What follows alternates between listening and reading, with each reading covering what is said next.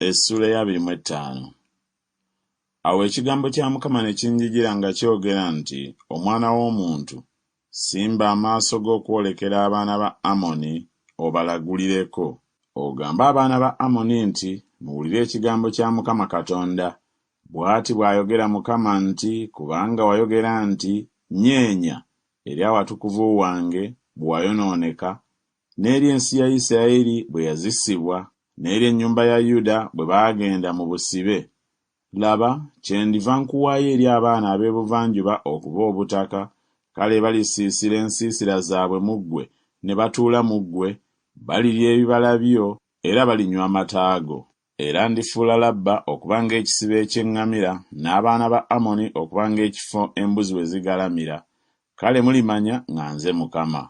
Kubanga bw'ati bw'ayogera Mukama Katonda nti, kubanga okubye mu ngalo, n'osamba n'ebigere, n'osanyukira ku nsi ya Isirayiri n'ekyejo kyonna eky'omu mmeeme eyo, laba, kyenvudde nkugololerako omukono gwange, era ndikuwaayo okuba omunyago eri amawanga, era ndikuzikiriza mu mawanga, ne nkumalamu mu nsi ezo, ndikufaafaaganya, kale olimanya nga nze Mukama.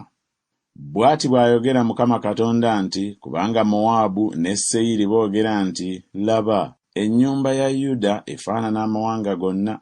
Laba, kyendiva mbaggulira abaana b'ebuvanjuba oluuyi lwa Mowaabu okuva mu bibuga bye ebiri ku nsalo ye, ekitiibwa eky'ensi, Besiyesimosi, Baalumyoni ne Kiriyasayimu, okutabaala abaana ba Amoni, era ndibawa okuba obutaka, abaana ba Amoni balemenga okujjukirwanga mu mawanga, era ndituukiriza emisango ku Mowaabu, kale balimanya nga nze Mukama.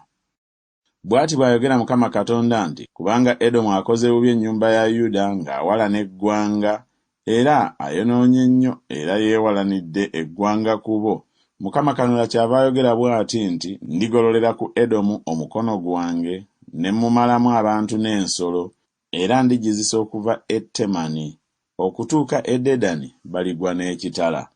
Era nditeeka eggwanga lyange ku Edomu n'omukono gw'abantu bange Isirayiri, era balikolera mu Edomu ng'obusungu bwange bwe buli, era ng'ekiruyi kyange bwe kiri, kale balimanya okuwalana kwange, bw'ayogera Mukama Katonda.